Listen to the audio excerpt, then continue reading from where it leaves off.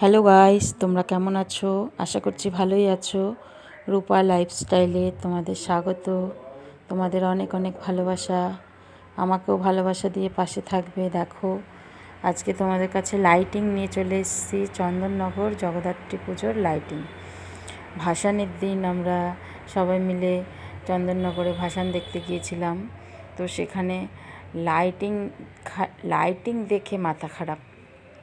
এত সুন্দর লাইটিং যে তোমাদেরকে কি বলবো, ভাষায় প্রকাশ করা যাচ্ছে না। তার জন্য আজকে তোমাদের ঠাকুর না, লাইটিং দেখাচ্ছি। ঠাকুরেরগুলো তোমাদেরকে পরে দেখাবো, লাইটিংটা আগে দেখিয়ে নিই। তাও সব তোলা হয়নি, যতটুকু পেরেছি ততটুকু তোমাদেরকে দেখাচ্ছি। তোমরা যদি কেউ না গিয়ে থাকো, অবশ্যই অবশ্যই সামনের বার যাবে, গিয়ে দেখবে। আশা করছি তোমাদের খুবই ভালো লাগবে।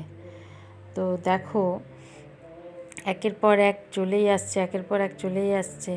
ভেবেছিলাম রাতেই চলে আসব, তো এত ভালো লাগছে তো থেকেই গেলাম। ভোরবেলা এসেছি, মানে মেয়ে ছোট, তবু মেয়ে নিয়ে গেছিলাম। তো যাই হোক, তা দেখো, তোমাদের লাইটিং দেখে বলো কেমন লাগছে। ভালো লাগলে অবশ্যই জানাবে। তবে তোমাদের ভালোবাসা আমার একান্তই প্রয়োজন। আমি এই চ্যানেলে নতুন, তোমরা ভালোবাসা দিয়ে পাশে থাকলে একটু সামনের দিকে আগাতে পারবো। দেখো লাইটিং, দেখো, ভাষা নেই আর কিছু, লাইটিং দেখো খালি। আর লোকের ভিড় তোমাদেরকে বলে বোঝাতে পারবো না। রাস্তার ওপর সব বসে গেছে, কেউ পেপার পেতে, কেউ চাদর পেতে, আচ্ছা, তারপরে কেউ এমনিই বসে গেছে রাস্তার উপরে, ড্রেনের উপরে। হ্যাঁ, কোথাও জায়গা নেই যে মানুষ একটু দাঁড়াবে। হ্যাঁ, যারা পাচ্ছে না হেঁটে যাচ্ছে, যেখানে জায়গা পাচ্ছে দাঁড়িয়ে যাচ্ছে, বসে যাচ্ছে।